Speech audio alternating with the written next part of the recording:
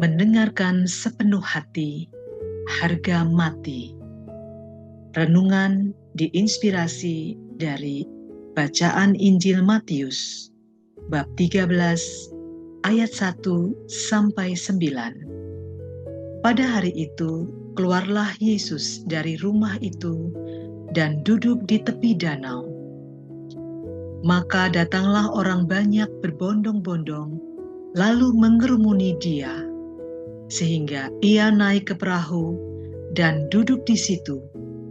Sedangkan orang banyak semuanya berdiri di pantai. Dan ia mengucapkan banyak hal dalam perumpamaan kepada mereka.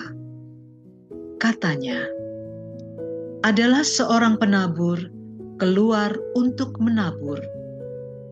Pada waktu ia menabur, sebagian benih itu jatuh di pinggir jalan. Lalu datanglah burung dan memakannya sampai habis. Sebagian jatuh di tanah yang berbatu-batu, yang tidak banyak tanahnya. Lalu benih itu pun segera tumbuh, karena tanahnya tipis. Tetapi sesudah matahari terbit, layulah ia dan menjadi kering, karena tidak berakar. Sebagian lagi jatuh di tengah semak duri. Lalu makin besarlah semak itu dan menghimpitnya sampai mati. Dan sebagian jatuh di tanah yang baik, lalu berbuah.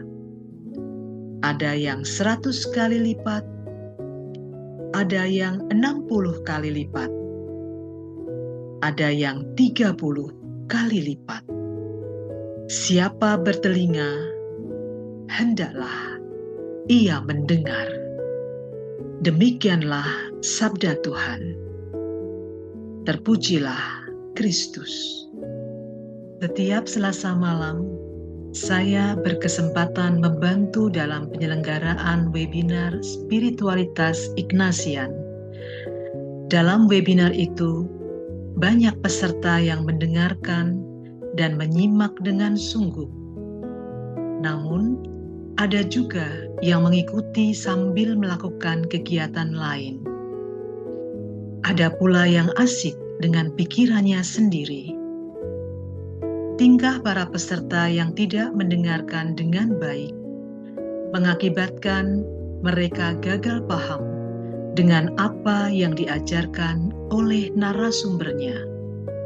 Peristiwa tersebut menandaskan bahwa mendengarkan merupakan hal yang utama dan krusial agar pengajaran dapat dipahami dengan baik. Peristiwa di atas menginspirasi kita bagaimana seharusnya mendengarkan sabda Tuhan. Untuk hal ini, Yesus menyampaikan dengan keras, "Siapa bertelinga, hendaklah ia mendengar." Yesus menegaskan, bagi siapa saja yang bertelinga, haruslah mendengarkan sabda Tuhan.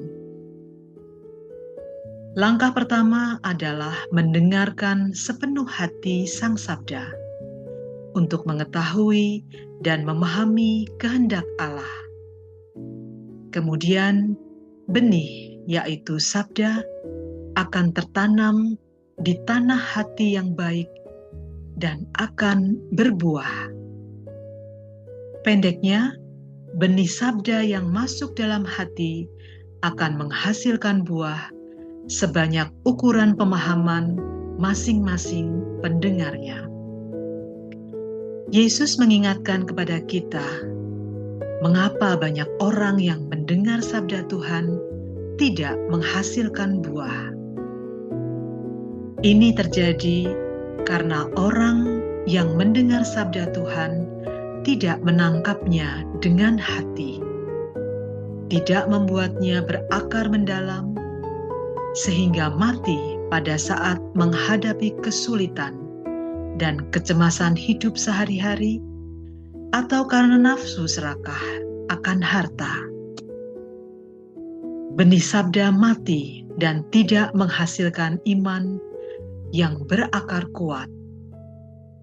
Injil hari ini menyadarkan kita untuk menelisik hati.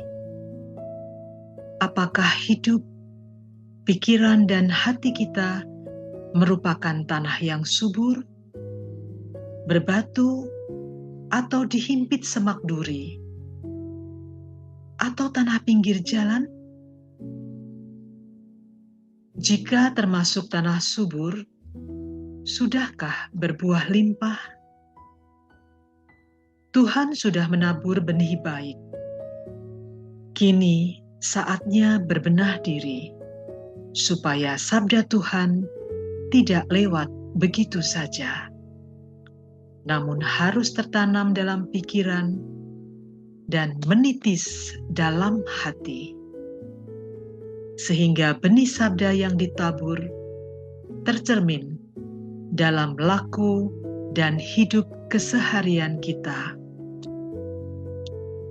Marilah membentuk diri menjadi tanah yang subur, berbuah limpah, dan dapat dinikmati banyak orang. Marilah berdoa. Tuhan, bukalah telinga hati kami untuk mendengarkan sabda-Mu dan melaksanakan apa yang Engkau kehendaki. Amin.